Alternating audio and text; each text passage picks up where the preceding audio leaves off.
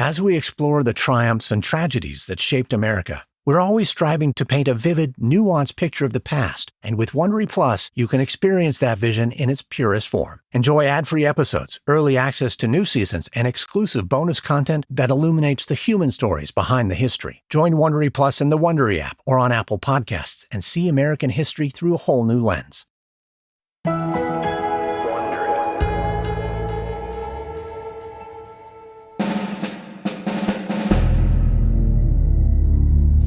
Imagine it's November 16th, 1929. You're a corporate lawyer in a small firm in New York City.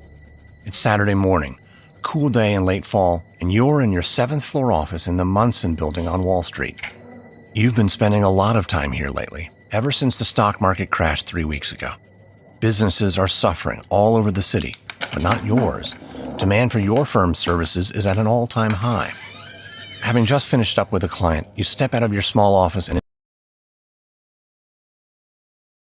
into the firm's main room. Your secretary, Stella, looks up and smiles. Care for a cup of coffee, Mr. Hawthorne? I'm going to need a whole pot before this morning is through. Who's next on the list? As Stella opens your appointment book, you hear a commotion in the hallway leading to the front lobby. Hurried footsteps approach, and a well-dressed man strides into the room, followed by the receptionist. I tried to stop him, Mr. Hawthorne, but he insisted on seeing you. He says he's supposed to see Mr. Fox this morning. The man's suit is modern and well-cut, but he has a disheveled look about him, as though he's been up all night. He's hatless and unshaven, and his face is pale, like he's been sick. Can I help you? Mr. Cutler, George Cutler, of Cutler Produce. We're down on Greenwich Street, across from Washington Market. Look, I need to see Mr. Fox. It's urgent. I'm afraid Mr. Fox isn't here today. He was feeling ill after the long week. I'm sure he'll be back Monday morning. Cutler looks around himself in desperation. I can't wait till Monday morning. My business will be sunk by then. I had an appointment with Mr. Fox. Now, sir, as I said, he's not been feeling well, but I'm sure I can be of assistance in his absence. The man looks close to tears. Without answering, he walks over to a nearby window and looks out, as though expecting to see Fox down on the street somewhere.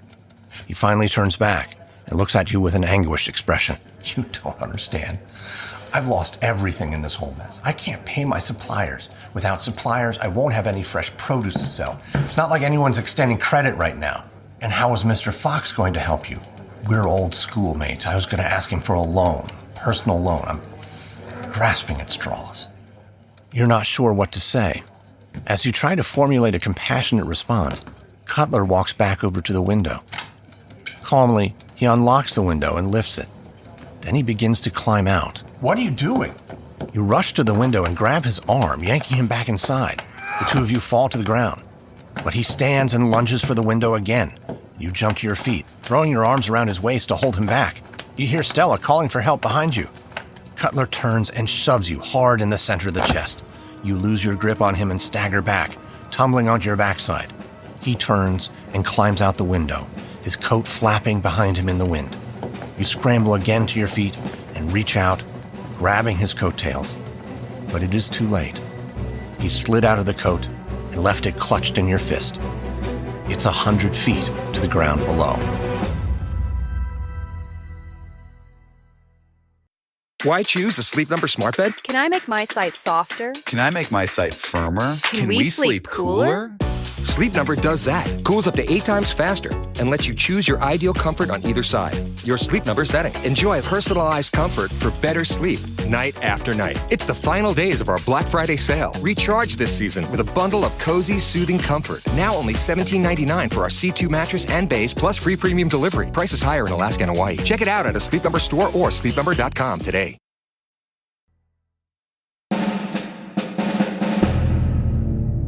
From Wondery, I'm Lindsey Graham, and this is American History Tellers. Our history, your story.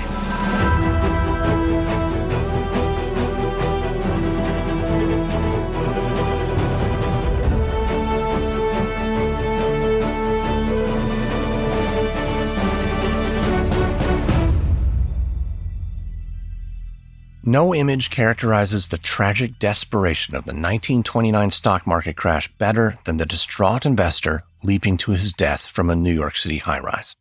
Though not as common in reality as in mythology, there were a number of unlucky souls who chose to end it this way, giving rise to an enduring image. George Cutler was a 30-year veteran of the produce business in New York City and lost everything when the stock market crashed. As a prominent member of the business community, his suicide was reported in the New York Times and helped cement the image of the leaping investor in the public consciousness. The stock market crash and the subsequent Great Depression led to a realignment in American politics. The Republican Party's 70-year golden age came to an end, and a new era of dominance emerged for the Democratic Party. Franklin Roosevelt's New Deal changed the way people viewed government, and party ideology shifted leftward among both Democrats and Republicans, leading conservatives from both parties to band together in opposition to the liberal tide. And in the middle of the century, the fight for civil rights captures the political discourse, leading to the formation of a new party intent on maintaining the status quo of white supremacy.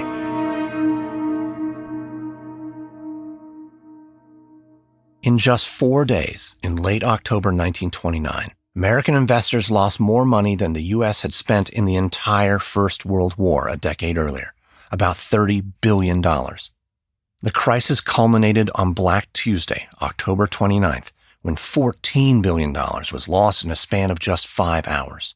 That was nearly 5 times the entire federal budget for the whole year. Over the following months and years, matters only grew worse. By July of 1932, the stock market bottomed out at its lowest level of the century, having lost 90% of its pre-crash value. It would take 25 years to recover. The nation's economy was decimated. Millions of people lost everything in the stock market, while millions more lost what little savings they had when the banks failed. Most banks at that time were small, local institutions with no regulation and no federal safeguards. When they failed, the money was just gone. Between 1929 and 1933, more than 9,000 banks went under, nearly 40% of the country's total. During that same period, manufacturing decreased dramatically, while unemployment shot to 25%. And those who were employed frequently found themselves working only part-time jobs for lower wages. With so many people out of work and their life savings gone, people bought fewer products. Poor sales hurt businesses. The few remaining banks were unwilling to provide loans for these struggling companies. And as a result, more than 100,000 businesses failed between 1929 and 1933, leading to further unemployment and poverty. Shanty towns of the unemployed and homeless sprang out all over the country. Democrats began calling them Hoovervilles, after the president whom they blamed for the crisis. Republican President Herbert Hoover had only been in office for 7 months when the stock market crashed. During his campaign a year earlier, he had stated, "We in America today are nearer to the final triumph over poverty than ever before in the history of any land." Those words would come back to haunt him. But at the time, the sentiment seemed to make sense. Republicans had held the White House for most of the past 70 years and had overseen an unprecedented age of prosperity. By the time Hoover took office, the nation's gross domestic product topped $100 million for the first time. That was a 6-fold increase in just 3 decades. Hoover represented the conservative Republican ideal of the self-made man. He was born into a modest family of Iowa Quakers. His father died, though, when Hoover was only 6 years old, and his mother followed 3 years later. Orphaned at the age of 9, he spent the remainder of his childhood living in Oregon with an uncle. But he overcame. He was in the first graduating class of Stanford University in 1895, earning a degree in geology. Afterward, he went to work in the mining business, where he quickly distinguished himself and began to earn significant income. By the start of World War I, he was among the wealthiest mining magnates in the world. During the war, Hoover began working in the public sector, overseeing relief organizations in Europe. And once the U.S. became involved in the war directly, he was named by President Woodrow Wilson to head up the country's efforts to supply food to American and Allied soldiers. He became the Secretary of Commerce under Warren G. Harding in 1921 and held the position until his own election as president in 1928. Hoover espoused the Republican ideals of limited government and fiscal conservatism. He believed in self-reliance and rugged individualism. Arguing against government intervention during the Depression, he stated, "Every step in that direction poisons the very roots of liberalism. It poisons political equality, free speech, free press, and equality of opportunity. It is the road not to more liberty, but to less liberty. And as the Great Depression worsened, Hoover only took limited action to relieve the suffering. Many of the policies he did support proved ineffective or even made matters worse. Most notable was the Smoot-Hawley Tariff Act. The Smoot-Hawley Tariff Act was authored by two Republicans and signed into law in 1930 by Hoover. It raised tariffs on imported goods in an effort to encourage Americans to buy American-made products. Protectionist tariffs had been a central plank of the Republican Party platform since its founding. It had also been a central focus of its two predecessors, the Whigs and the National Republicans.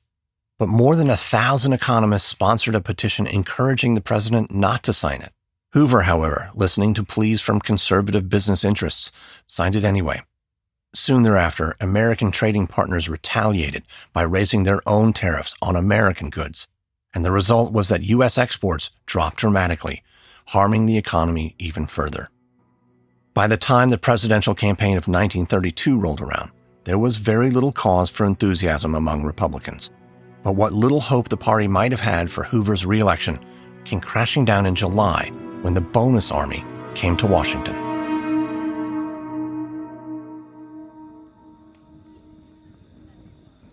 Imagine it's late in the evening on July 28, 1932.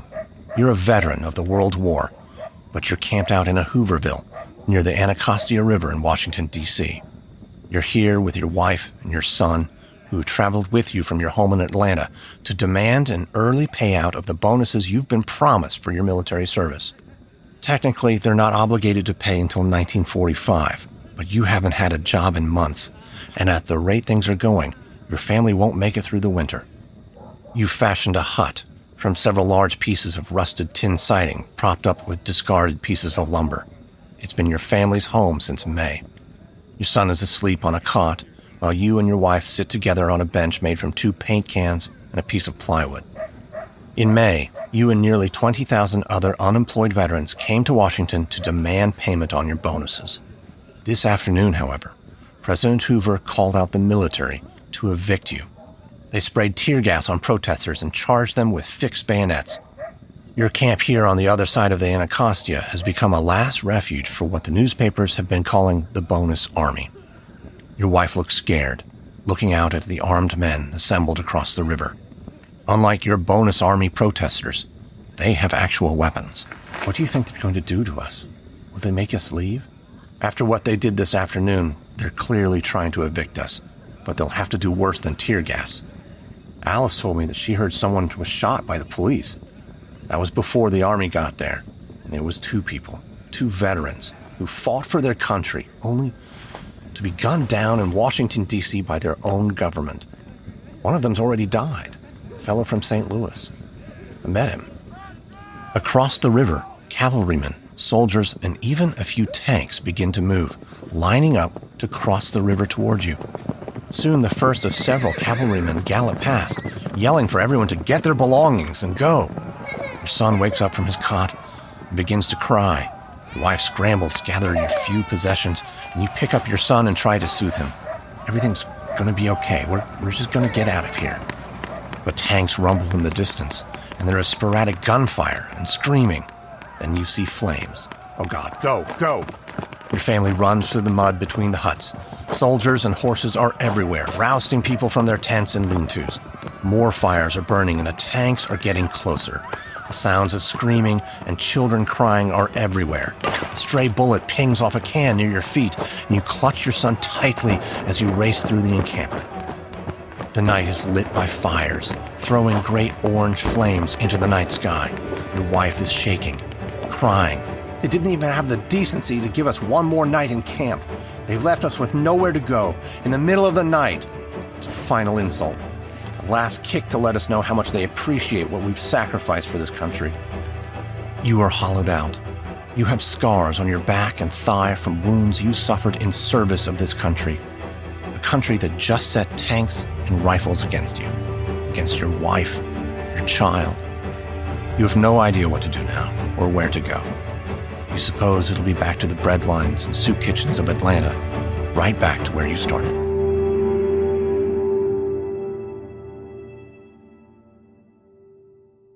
Back in 1924, Congress had passed a bill authorizing bonuses for war veterans. But it came with a catch. The bonuses were not payable until 1945. The concession was necessary to appease the fiscal conservatives in Congress who were worried about the cost of an immediate disbursement. For nearly a decade, the bill held up. But when the Great Depression came, tens of thousands of unemployed veterans realized they could not wait. They marched on Washington in 1932 to demand an early payout.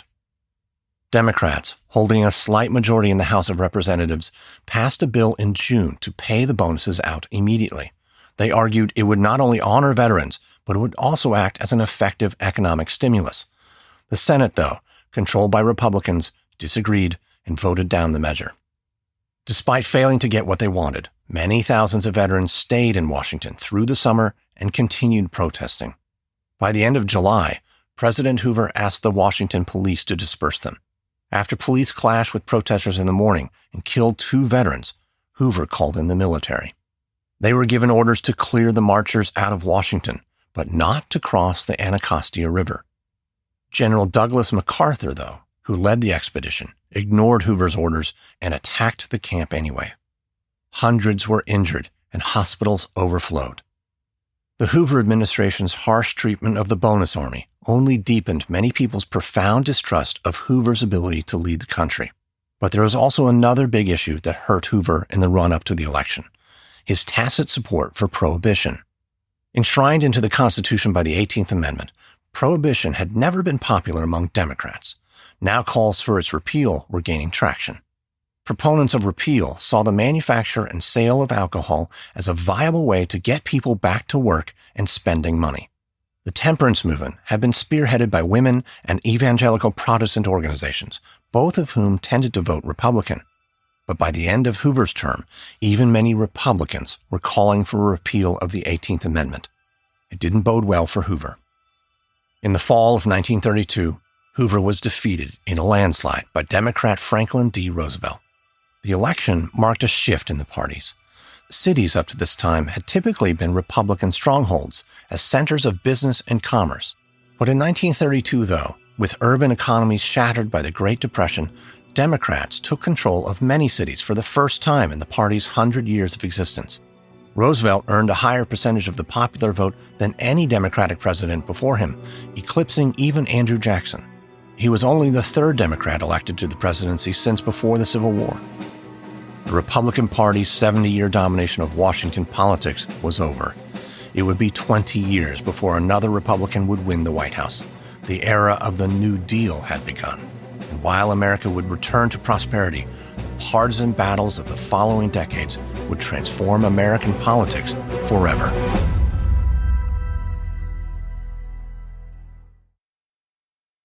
This message comes from Capital One. The Capital One Venture X business card has no preset spending limit, so the card's purchasing power can adapt to meet business needs. Plus, the card earns unlimited double miles on every purchase, so the more a business spends, the more miles earned. And when traveling, the Venture X business card grants access to over 1,000 airport lounges. The Venture X business card. What's in your wallet? Terms and conditions apply. Find out more at CapitalOne.com/VentureXBusiness. At Mathis Home, we understand that your home is a reflection of you. And during our spring style event, we have fresh new looks that are waiting to make your home look and feel great at the lowest prices. With all the latest styles in bloom, you'll find savings in every department. Whether it's a clean and modern sectional or a rustic and traditional dining table, we have it in stock with fast and free delivery. Come find the look that's right for you during the spring style event at your furniture superstore, Mathis Home.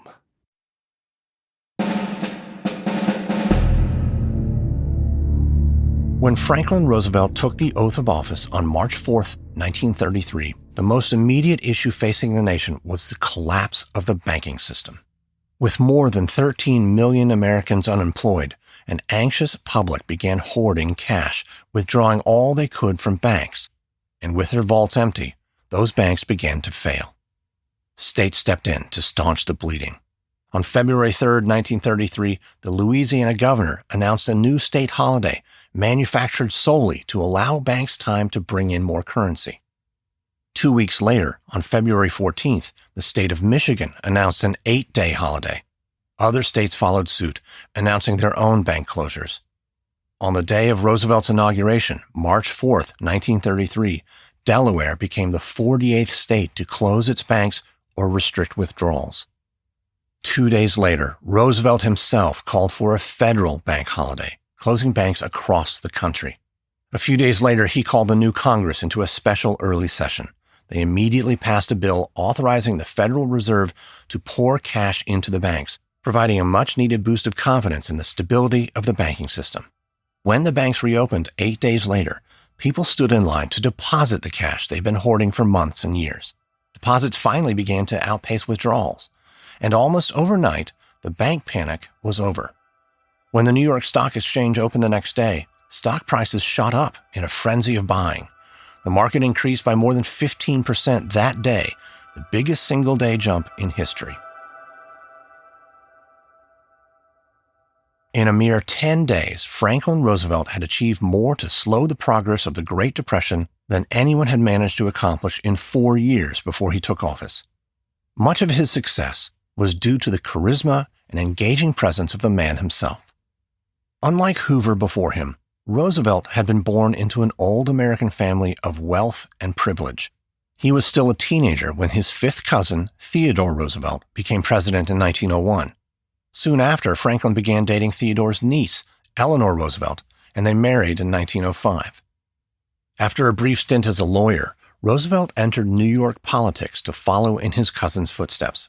Though Theodore was a Republican and Franklin an avowed Democrat, young Franklin idolized his cousin and sought to emulate his dynamic leadership style.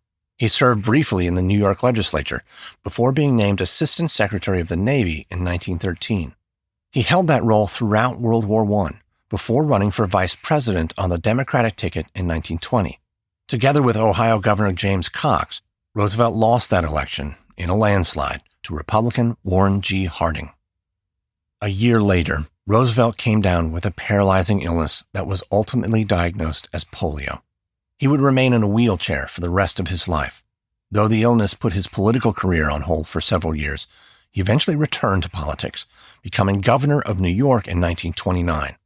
His fame quickly rose from there, culminating with his victory over Hoover in 1932. Like Andrew Jackson a century earlier, Roosevelt was a champion of the common man, though he expanded the Democratic vision to include African Americans as well as whites.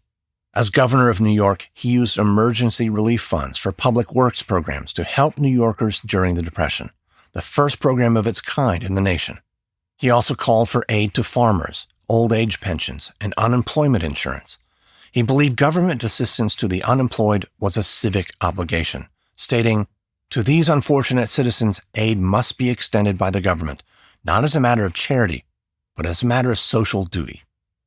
After becoming president, Roosevelt packaged much of his political philosophy into a series of bills known as the New Deal. He pitched and sold these ideas to the American people through his popular fireside chats, regular radio addresses made directly to the American people. In time, the New Deal would change the entire face of American politics. The government would begin taking a firmer role in economic regulation and back stronger social welfare programs. The original conservative ideal of a nation run hands-off by a small federal government, uninhibited by large-scale policy or legislation, was fading. Presidents from this time forward, from both parties, would be more centrally involved in the legislative process, laying bold agendas before Congress and working to shepherd them through. The executive office would grow stronger, and the federal government in general would begin to take on more power and influence. Politics in America would never be the same. After the initial measures taken to protect the banking industry, Roosevelt and the Democrats set out to further shore up the economy and get people back to work. As part of the New Deal, they built the Federal Deposit Insurance Corporation, or FDIC, which offered a federal guarantee to any funds deposited in FDIC-insured banks. Bank runs would never again be necessary. People could trust that their money was safe even if the bank failed. The New Deal also established the Social Security Administration to assist people after retirement. It also set out to fight both rural and urban poverty, creating the first food stamp program in U.S. history. New Deal laws like the Fair Labor Standards Act strengthened the rights of labor unions and workers. It established a 44-hour work week, a federal minimum wage, and established the notion of time and a half for any overtime worked. Finally, the New Deal established the Works Progress Administration. The WPA pumped billions of dollars into public works projects and infrastructure, and in the process, it provided millions of jobs to the unemployed, building roads, bridges, and public buildings throughout the United States. The New Deal was such an ambitious and influential program that it essentially reshaped the entire political landscape. Prior to this time, a liberal was someone who supported economic policies generally championed by Republicans, small government, and free markets. It was a policy that focused on the producers in society, with a belief that strengthening their wealth would help everyone. The New Deal changed American liberalism's focus from producers to consumers. Now, a liberal was anyone who supported the notion of a powerful central government, stronger market regulations, and a fair distribution of wealth. A conservative, on the other hand, was anyone who opposed the New Deal. Conservatives looked to return the nation and its government back to its heyday before the Great Depression. Outside of the South, the Democratic Party became dominated by these new liberals. Even Republicans moved leftward from their pre-Depression conservatism, though traditional conservatives continued to control a large faction within the party. Coalitions ultimately formed around these two perspectives. The so-called New Deal coalition included labor unions, minorities, farmers, intellectuals, urban dwellers, and moderate Republicans. Meanwhile, the conservative coalition that opposed the New Deal included conservative Republicans and Southern Democrats, Wall Street elites, and many white Protestants. The leader of the conservative coalition was Ohio Senator Robert A. Taft. Like the Roosevelts, the Taft family was one of the most prominent political families in America. Robert's father was former President William Howard Taft, who had later served as Chief Justice of the Supreme Court. His grandfather, Alfonso, had been Secretary of War under Ulysses S. Grant, and one of his uncles had served in Congress in the 1890s. Much like Herbert Hoover, Robert Taft was a conservative Republican who was skeptical of government bureaucracy. He believed it was wasteful and inefficient. Instead, he preferred policies to support free enterprise and individual responsibility. Though he supported public housing and Social Security, he denounced most welfare programs as inherently undemocratic and socialist in nature. He accepted that some early New Deal legislation had been necessary to stem the worst of the bleeding, but like many conservatives, he felt that Roosevelt and the liberals had gone too far in their efforts. In the process, Taft believed they had created a monster out of the federal government. Though Democrats continued to hold a majority in Congress after 1938, Taft's conservative coalition of Republicans and Southern Democrats was large enough to block further New Deal legislation and even end programs already in place which they felt had run their course. When World War II broke out, Taft and the conservatives supported much of Roosevelt's war efforts. But the war brought full employment to the economy, and Congress allowed a number of New Deal programs, including the WPA, to expire. Roosevelt died in office in 1945, just before the end of the war. He was replaced by his vice president, Harry Truman. Truman oversaw the end of the war and reorganization of post-war Europe, and was largely supported by both conservatives and liberals in his foreign policy. But on the home front, things were growing restless. Controversy over labor unions had brewed in the background of American politics since the late 19th century. Parties such as the People's Party and the Socialist Party had championed the causes of labor around the turn of the century. Many of their values had been adopted into the progressive movement, where they eventually made their way into the platform of the Democratic Party. Republicans, on the other hand, saw labor unions as agitators who threatened the nation's economic stability. Under Roosevelt and the New Deal, labor unions had enjoyed the passage of several favorable laws, but Republicans had long vowed to see those laws undone. The stage was set for a confrontation.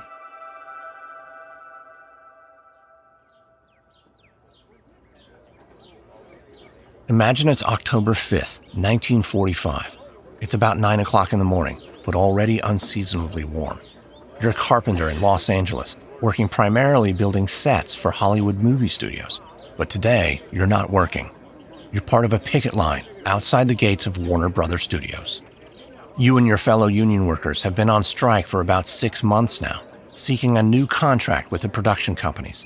The whole process has been dragging on for 2 years, and you're still not getting paid what you deserve. You're tired of being taken advantage of, while well-fed businessmen sit in their conference rooms arguing jurisdiction and procedure and whatever else. With an old air raid helmet on your head and a billy club in your hand, you're crouched behind an overturned car with your friend and fellow carpenter, Frank Haywood. A line of bottles and rocks sit near at hand, ready to be thrown. The acrid smell of tear gas is in the air. Frank points up to the roof of one of the studio buildings. Studio security is up there, moving around. See him? Yeah, that must be where the tear gas came from. A few minutes ago, a group of you overturned the car of a scab trying to break through the line. As the man fled in terror, someone threw the tear gas, but no one was sure where it came from. But now you know. Several hundred yards away from you is a large group of strike breakers, goons hired by the studios to cross the picket line. They're armed with everything from brass knuckles and metal pipes to hammers and chains. With them are a gathering group of police officers. Even the fire department is here. You can see them unrolling hoses from their trucks. As you watch, you see a group of the strikebreakers begin to advance. Frank grabs 2 bottles, hands one to you. Get ready, here they come. The strikebreakers are moving quicker now, heading right for the middle of the picket line, which is spread out to your left and right. Frank stands up and hurls the bottle with all his might at the group of scabs. It hits one of the approaching men right in the chest. Your fellow strikers let out a cheer. "There's more where that came from, you bastards!" More strikers begin to throw rocks and bottles and anything else they can get their hands on. You take aim at a man carrying a sledgehammer and throw your bottle, but it misses.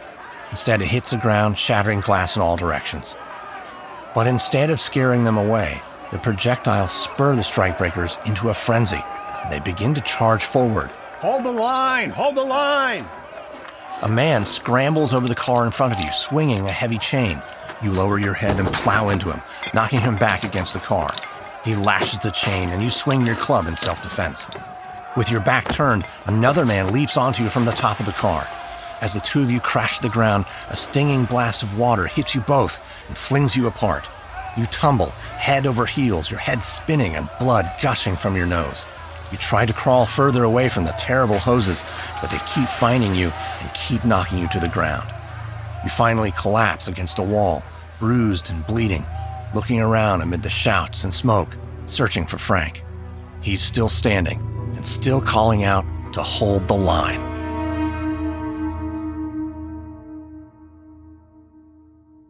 A wave of labor unrest followed the end of World War II.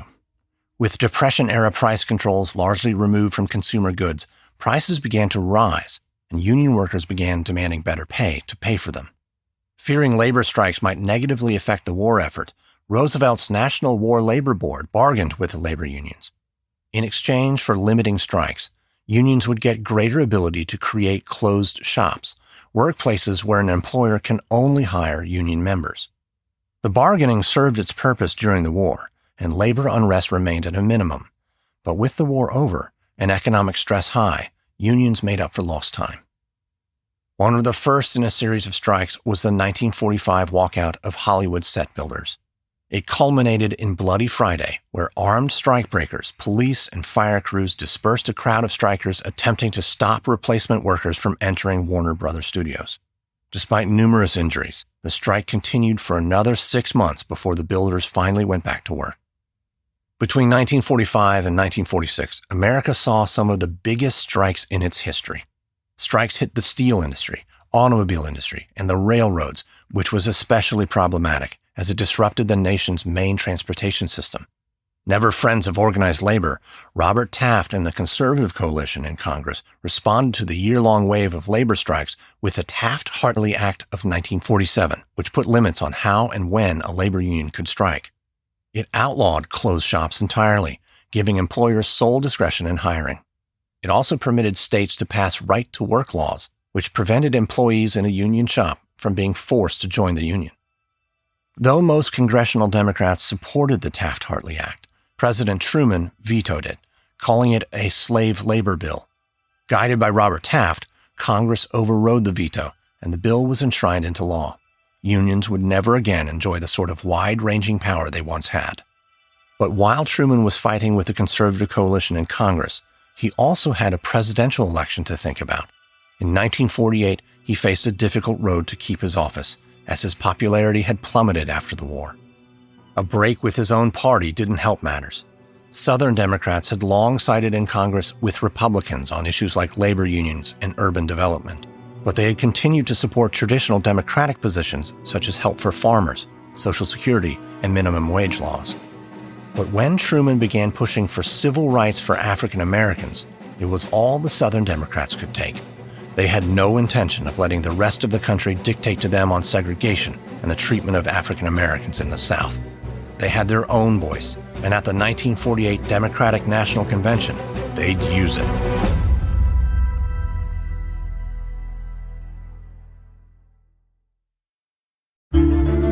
I'm Indra Varma, and in the latest season of The Spy Who, we open the file on Oleg Gordievsky, the spy who outran the KGB. A rising star in the heart of Soviet power, Gordievsky is secretly feeding MI6 the Kremlin's deadliest secrets. For 11 years, he walked a razor's edge, exposing KGB threats that hastened the Cold War's end and helped prevent nuclear annihilation. But the KGB have a mole of their own. When they discover the truth, Gordievsky's world collapses. MI6 hatch a desperate, high-stakes plan to smuggle him out of Moscow, an escape that could rewrite history. Follow The Spy Who on the Wondery app or wherever you listen to podcasts. Or you can binge the full season of The Spy Who Outran the KGB early and ad-free with Wondery Plus.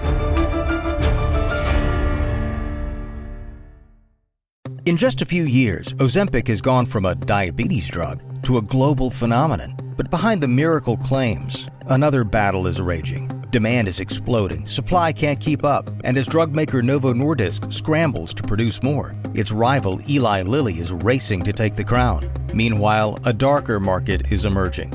Shady online sellers are offering cheap, unregulated knockoffs. Now millions are injecting mystery vials with no FDA oversight. I'm David Brown, host of Business Wars. In our latest season, we're diving into the race to Ozempic and the billion-dollar showdown between Big Pharma's biggest players. Can they close the supply gap before one bad vial destroys everything? Make sure to follow Business Wars on the Wondery app or wherever you get your podcasts. You can binge all episodes of Business Wars early and ad-free right now on Wondery Plus.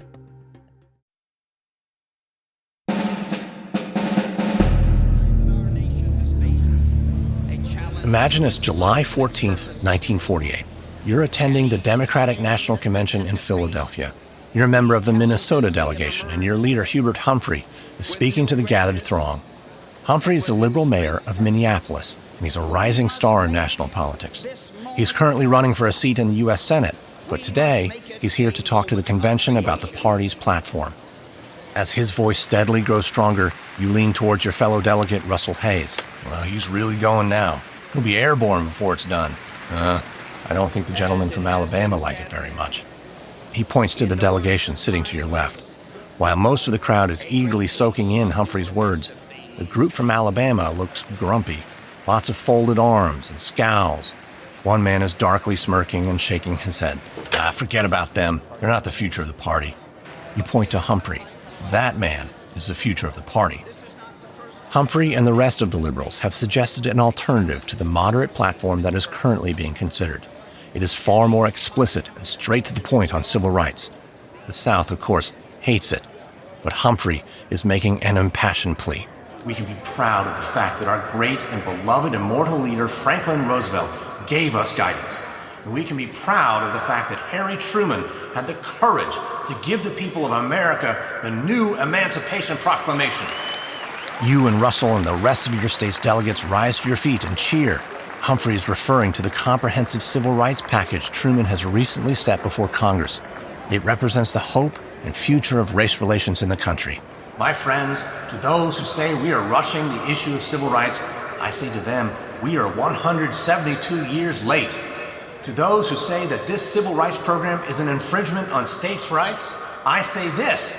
The time has arrived in America for the Democratic Party to get out of the shadow of states' rights and walk forthrightly into the bright sunshine of human rights.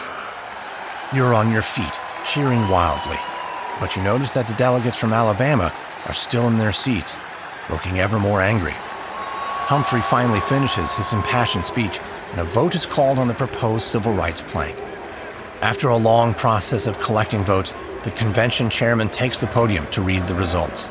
The results of the roll call vote have been tallied. 651 have voted in favor, against 582 opposed. The plank of Mr. Humphrey is adopted. Everyone is on their feet, cheering, but the leader of the Alabama delegation, Handy Ellis, is making his way through the crowd to the podium. Please, may I have your attention, please? The people of the South repudiate this platform as an aggression against states' rights. The delegates of Alabama bid you goodbye. Pandemonium erupts. You see the Alabama delegates begin to file out of the convention, escorted by police officers. The delegates from Mississippi are close behind them, marching out to loud boos from the crowd. This doesn't bode well. Truman can't win the general election if he can't carry the South. A split in the party could be catastrophic.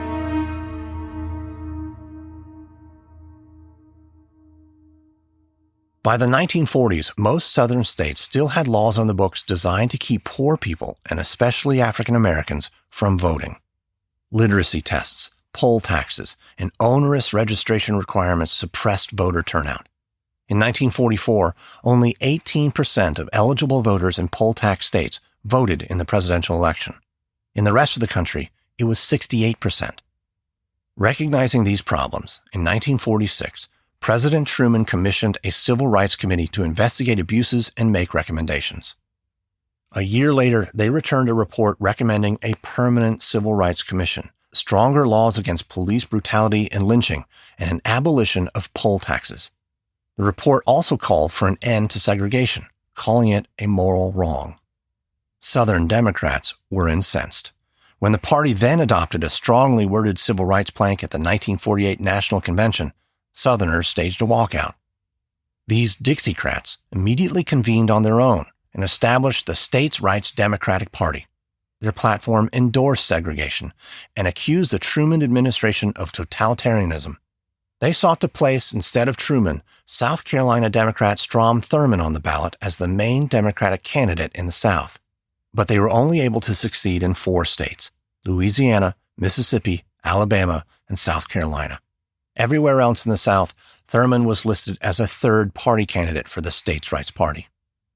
The Dixiecrats were under no delusions that they could win the election outright. They weren't even on the ballot outside of the South, except in North Dakota. Like many third parties before them, they simply hoped to win enough electoral votes to force a runoff in the House of Representatives between Truman and his Republican opponent, Thomas Dewey. In a runoff, neither candidate could win without the support from Southern Democrats, forcing candidates to make concessions on civil rights. Even if Republican Dewey won the election outright, it would demonstrate the power of the Southern faction. Democrats couldn't win without them. The Dixiecrats, though, weren't Truman's only problem. A faction of liberal Democrats also split from the party, disagreeing with Truman's treatment of the Soviet Union and the brewing Cold War. Recalling Theodore Roosevelt's old party, they called themselves the Progressive Party. Now, with the Democratic vote split 3 ways, everyone expected the moderate Republican Thomas Dewey to win the election, and easily. When the results came in, Thurmond and the Dixiecrats won all 4 Southern states where they were listed on the ballot as the main Democratic Party. Together with the Progressive Party, they took 5% of the popular vote from Truman. But it wasn't enough to give Dewey the election. Truman eked out a shocking victory. He was famously photographed gleefully holding up a morning edition of the Chicago Tribune, which wrongly declared Dewey the victor. No one had seen it coming. In the years following Truman's surprise 1948 victory, the Democratic Party healed its divisions, though the Southern Democrats remained staunch opponents to civil rights reforms. With the help of Southern Republicans, they blocked virtually all of Truman's efforts to pass civil rights measures. Despite that, Democrats managed to maintain control in Washington for most of the ensuing years, though Republicans made some brief headway in the 1950s. Moderate Republican Dwight Eisenhower outdueled conservative Robert Taft for the Republican nomination in 1952, helping to ensure that the moderates retained control over the party. He went on to win the general election against liberal Democrat Adlai Stevenson and won re-election over Stevenson again 4 years later. But Democrats held on to Congress for most of Eisenhower's time in office. They took the presidency back in 1960 under the charismatic John F. Kennedy, and after his assassination in 1963, his vice president, Democrat Lyndon Johnson, took over. Backed by a liberal coalition in Congress, Johnson passed a series of laws that picked up where the New Deal had left off 25 years earlier. Called the Great Society, it included funds for rural development and assistance, laws aimed at fighting poverty, and health care protection for the elderly and poor. It also established federal funds for public education and created the National Endowment for the Arts. Finally, it established a collection of laws aimed at environmental conservation and protection. In addition, Johnson also oversaw the passage of several landmark civil rights bills, most notably the Civil Rights Act of 1964 and the Voting Rights Act of 1965. Both had strong bipartisan support, but were widely opposed by Southern lawmakers from both parties. The Civil Rights Act banned discrimination in the workplace and public sector and ended segregation in schools and public places. The Voting Rights Act targeted racial discrimination in elections by outlawing literacy tests and regulating election laws. Poll taxes, which had disenfranchised so many Southerners in decades past, had been outlawed by the 24th Amendment, which was ratified in early '64. Yet despite these civil rights successes, the fight to preserve segregation for many Southerners was still very much alive. A new party would rise to give a platform to the South's most prominent segregationists, proclaiming segregation now, segregation tomorrow, segregation forever. Alabama Governor George Wallace would lead the new American Independent Party in 1968.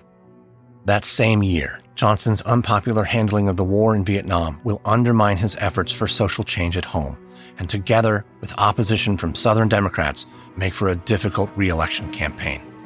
The 1968 election season would prove to be one of America's most memorable and tumultuous. Before it was over, the liberal New Deal coalition, which had been in place for nearly 40 years, would finally reach its end, opening the door for a new era of conservatism and leaving one liberal candidate dead. From Wondery, this is episode 6 of Political Parties from American History Tellers. On the next episode, I talk with Stephen Walters, co-creator and head writer of 1865, my new scripted podcast about the aftermath of President Abraham Lincoln's assassination. We'll talk about that story and how that tumultuous time might compare with our own. If you like American History Tellers, you can binge all episodes early and ad-free right now by joining Wondery Plus in the Wondery app or on Apple Podcasts. Prime members can listen ad-free on Amazon Music. And before you go, tell us about yourself by filling out a short survey at Wondery.com/survey. American History Tellers is hosted, edited, and executive produced by me, Lindsey Graham, for Airship. Sound designed by Derek Behrens. This episode is written by B. Scott Christmas, edited by Emma Cortland and Dorian Marina, edited and produced by Jenny Lauer, produced by George Lavender. Our executive producer is Marshall Louie, created by Hernan Lopez for Wondery.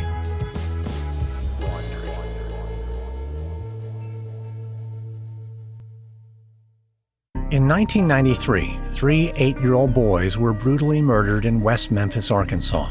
As the small-town local police struggled to solve the crime, rumors soon spread that the killings were the work of a satanic cult. Suspicion landed on 3 local teenagers, but there was no real evidence linking them to the murders. Still, that would not protect them.